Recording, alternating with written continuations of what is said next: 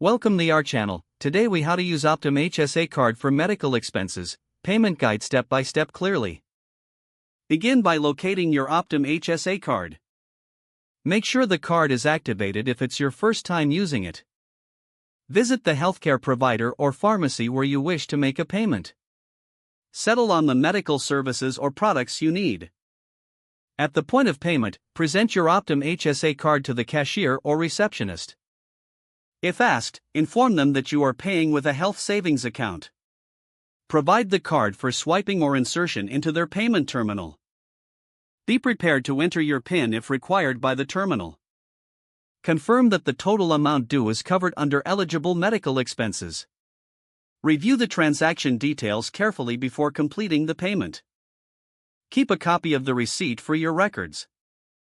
In case of an online purchase, navigate to the payment section at checkout. Input your HSA card information as you would with any credit card. Double-check the card number, expiration date, and security code for accuracy. Submit the payment once all details are confirmed. Monitor your HSA account for the transactions update. Maintain organized records of all transactions for future reference. If the page does not load, refresh the browser or try again in a private or incognito window. Make sure you are using the correct email address, then retype it carefully to avoid small typos. If your password is not accepted, use the reset option and create a new strong password you can remember. Check your spam folder for verification or security emails, then complete any requested confirmation steps. Enable two-factor authentication if available to improve account security and reduce unauthorized access risk. After signing in, review your profile details so your contact information and settings are accurate and current.